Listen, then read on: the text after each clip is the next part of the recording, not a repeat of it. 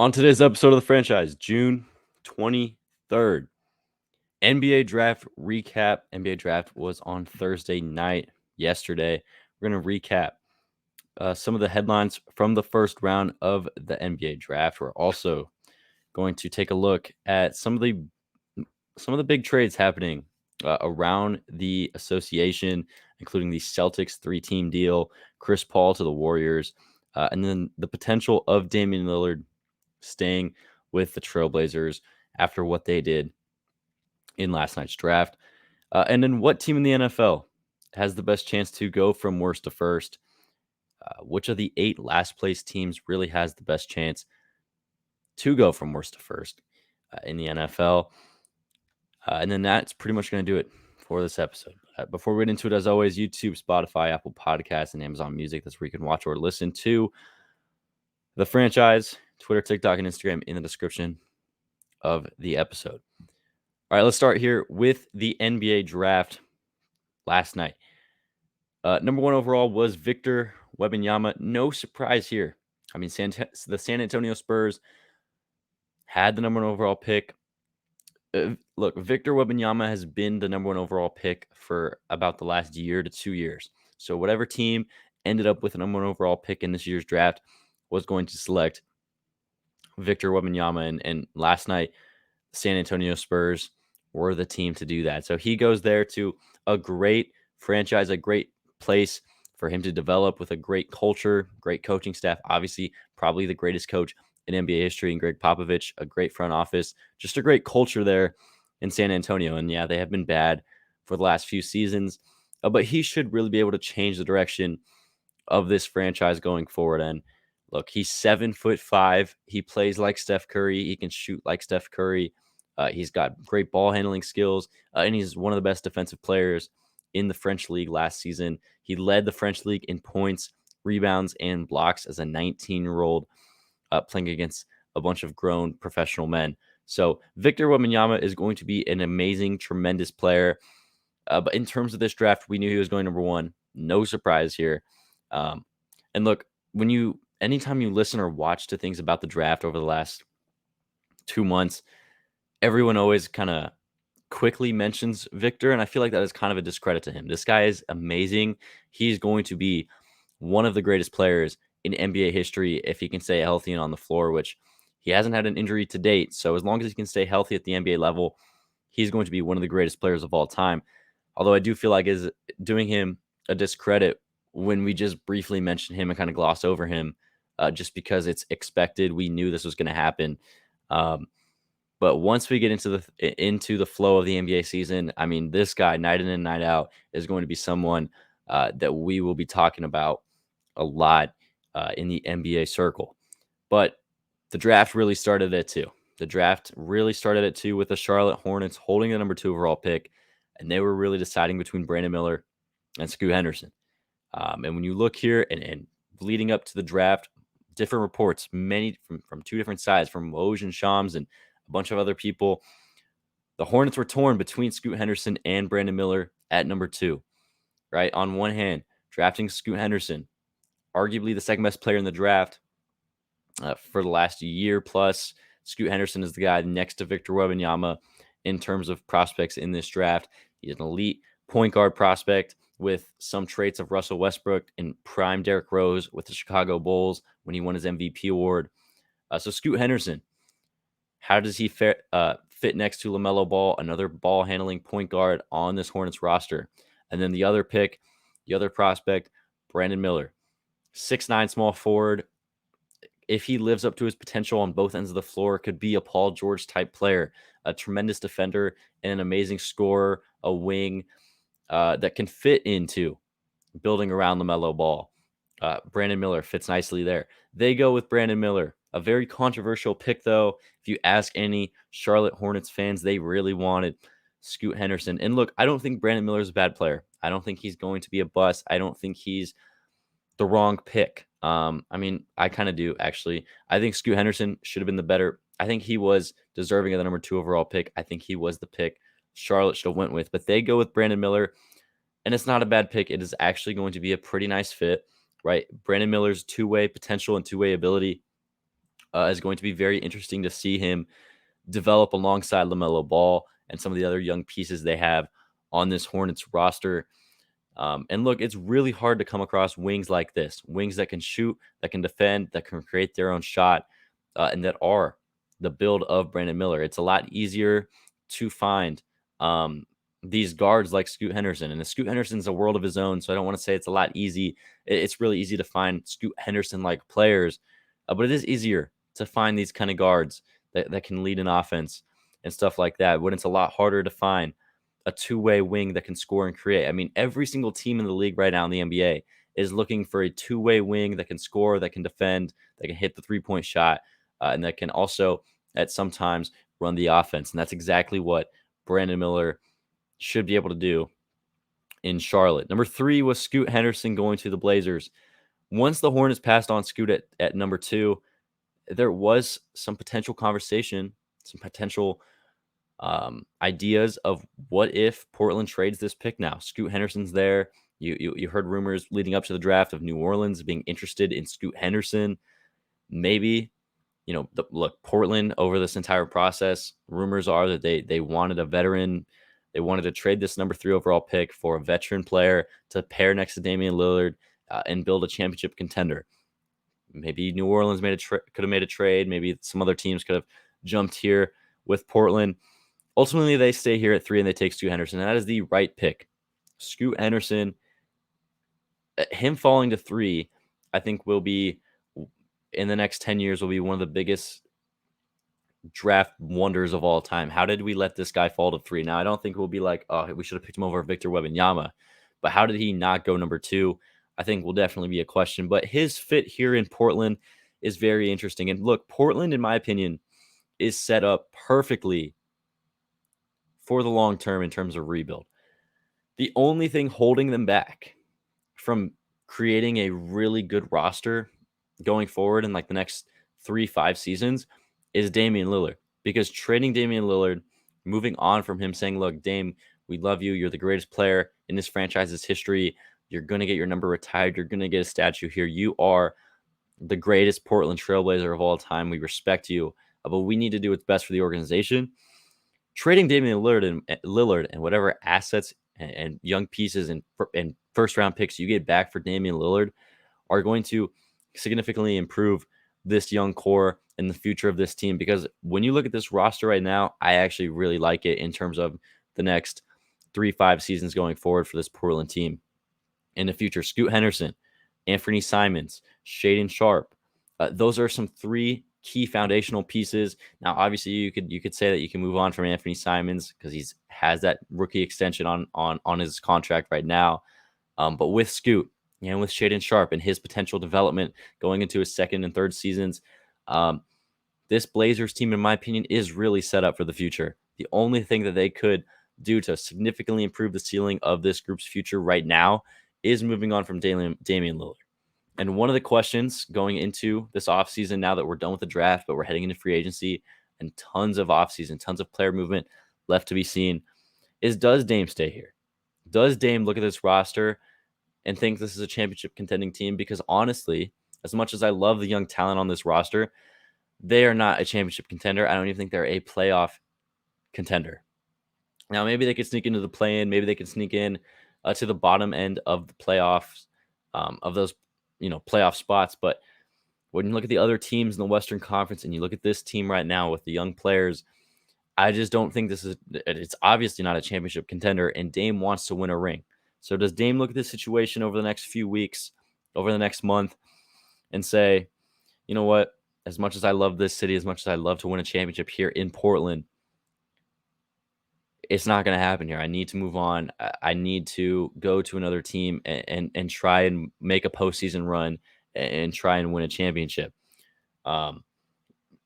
Ultimately, I don't think he does. I don't think he leaves. I think he stays in Portland. We've seen this time and time again, where we try and force this narrative that Damian Lillard is going to get traded, going to get moved out of Portland.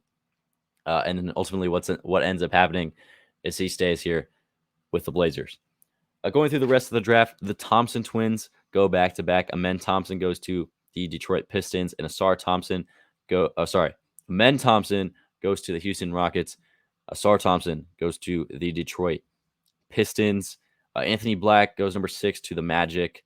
Kaysen Wallace goes to the Thunder at number 10. Derek Lively goes to the Mavericks at 12. That's a very nice pick. 7'1" center. That's something they need. They need a big man in the middle of the paint. They also need, create guys that can hit shots and defensive presences, a defensive presence outside of Luka and potentially Kyrie if he re-signs. I think one of the biggest steals of the draft is going to be Cam Whitmore. This is a guy that was a consensus lottery pick in basically every mock draft. He could have gone as high as 4. He fell all the way down to 20 to the Houston Rockets. So they get a guy that a lot of people mocked them to take at number 4. They get him at number 20. Very nice pickup. A lot of concerns, though, about some injury and medical stuff for him. The rest of the draft, we'll see how these guys pan out. I mean, most of these guys won't be great NBA players, but there's a chance, a few stars down here in the later rounds. But yeah, I mean, we'll see what a lot of these guys end up being going forward. Chris Paul traded to the Golden State Warriors. Remember, Chris Paul, I think it was like a week ago, traded to the Washington Wizards in the Bradley Beal trade. We knew he wasn't going to play there. We knew he wasn't going to stay there very long. It was either he's going to get traded or he's going to get released by the Wizards. And in a very surprising, questionable trade, Chris Paul is going to the Warriors for Jordan Poole and some other pieces there. The Wizards, you get value out of Chris Paul, and you get very nice value. Honestly, Jordan Poole is a great player to add, right? He has, in my opinion, star potential. Look, last season was very lackluster, especially in the postseason. In that series against the Warriors, he wasn't hitting shots. He wasn't playable. His defense is horrible.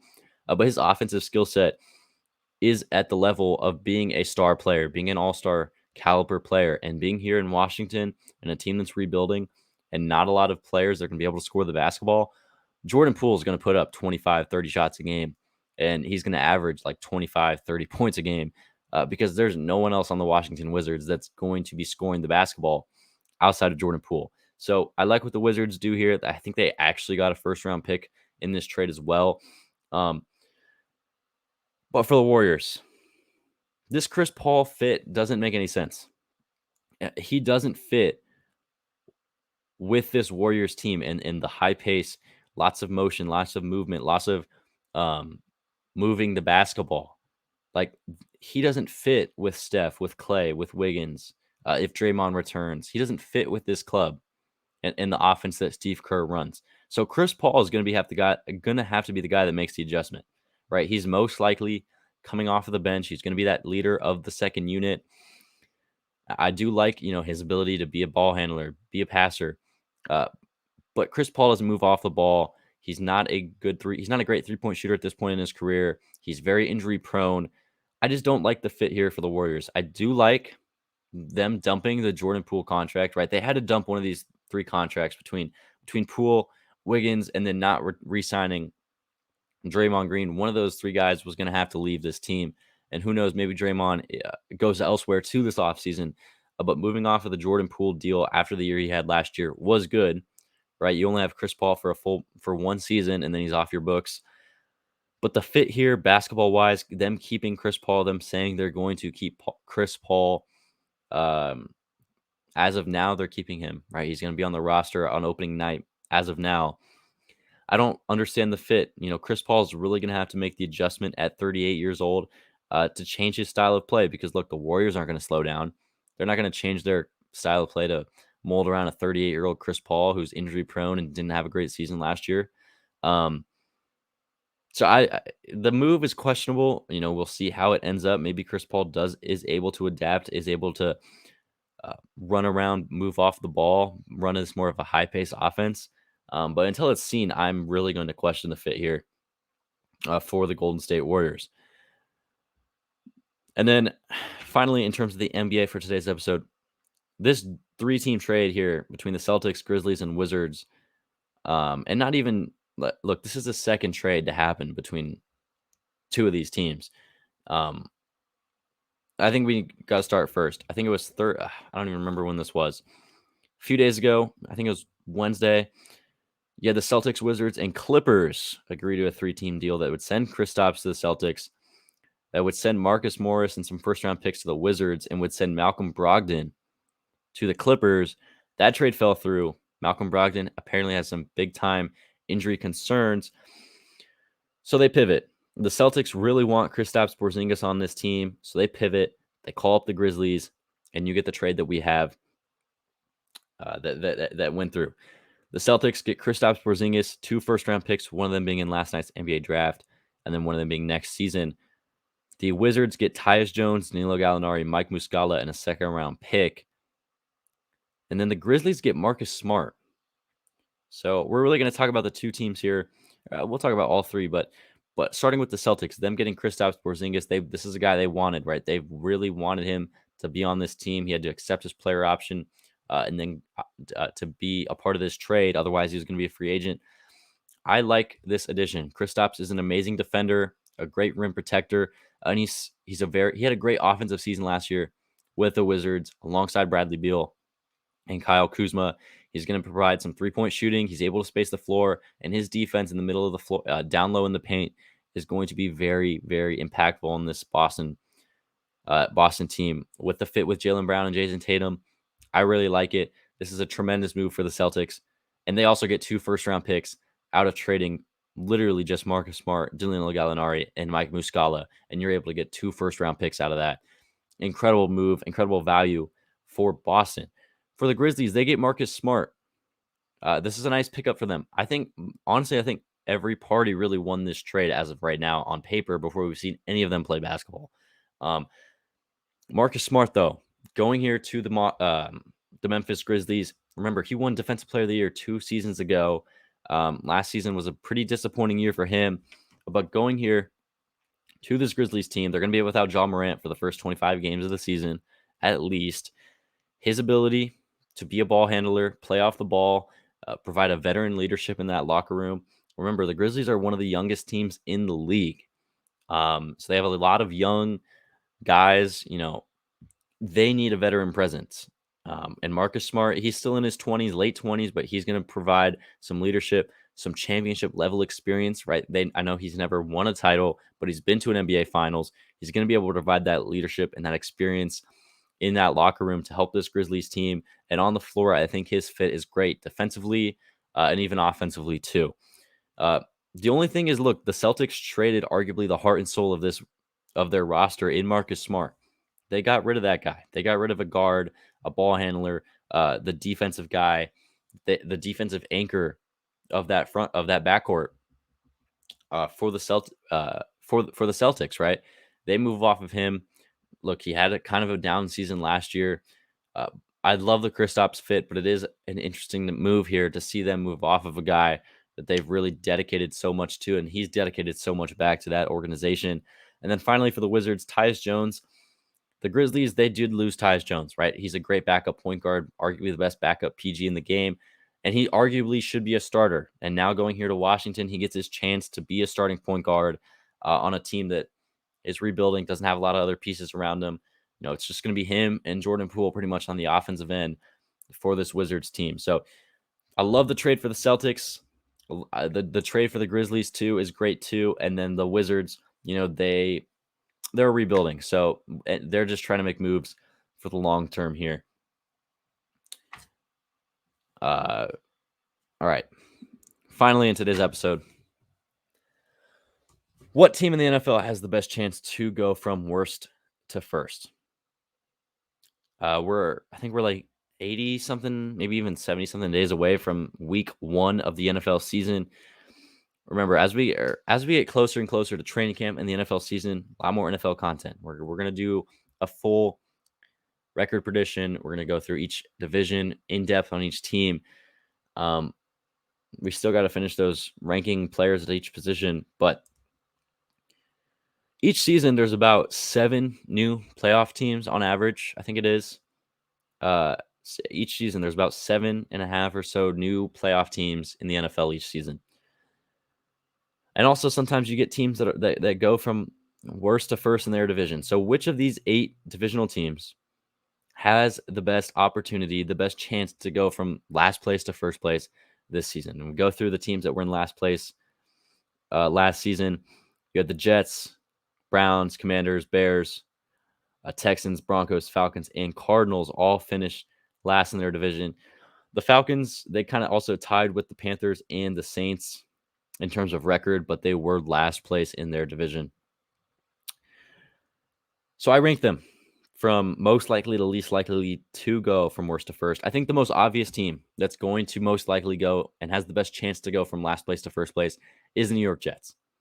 They went 7-10 last season with some pretty questionable quarterback play. And this offseason, they add arguably the greatest quarterback of all time in Aaron Rodgers.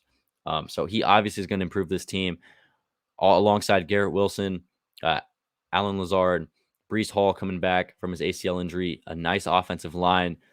And then that defense, too. That defense was amazing last season. Robert Saleh as the head coach. I think the Jets have the best chance to go from worst to first. And they're in a pretty tough division, right? With the Bills, with the Dolphins, with the Patriots. But it wouldn't shock me if they won the division. It wouldn't shock me if they overtake the Buffalo Bills and win that AFC East, right? Buffalo, a lot of weird things going on with Stephon Diggs and that team. I still think they're going to be a great team. They're a Super Bowl contending team, but it wouldn't surprise me if the Jets won the division. It wouldn't surprise me if they beat out the Dolphins, who the Dolphins have a lot of star power, a lot of firepower on that roster. So I think the Jets easily, and I think a lot of people would agree with me, right, that the Jets have the best opportunity to go from worst to first. The second team for me, number 2, would be the Cleveland Browns. They finished 7-10 last season. They get a full offseason, a full season of Deshaun Watson at quarterback. He was horrible last season in his, 5 games that he played after his 2-year hiatus from the NFL.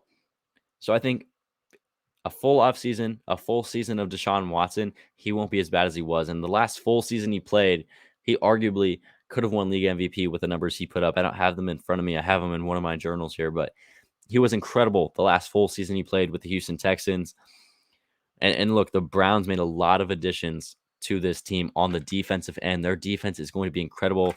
They added Zadarius Smith.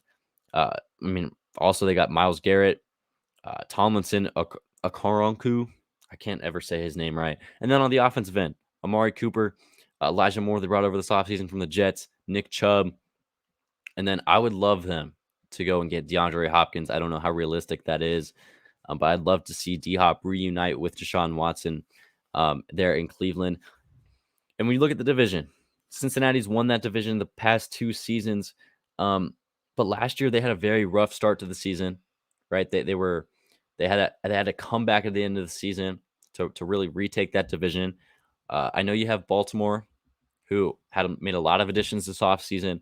They're going to be a great team. Cincinnati's going to be a great team. And the Steelers should be a pretty competitive team as well. You can never count out the Pittsburgh Steelers, but that division's going to be a dogfight. Everybody is going to beat everybody pretty much. It's going to come down. It's going to come down to these divisional games in the AFC North, and it wouldn't surprise me at all if the Cleveland Browns found a way to win that division over the Cincinnati Bengals and the Baltimore Ravens and the Pittsburgh Steelers. I'm not saying it's going to happen, but it definitely wouldn't surprise me if the Cleveland Browns were able to do so. The Falcons, for me, are the third best team that's capable of going from worst to first. The thing for the Falcons is a lot of their season success is going to ride on the quarterback play.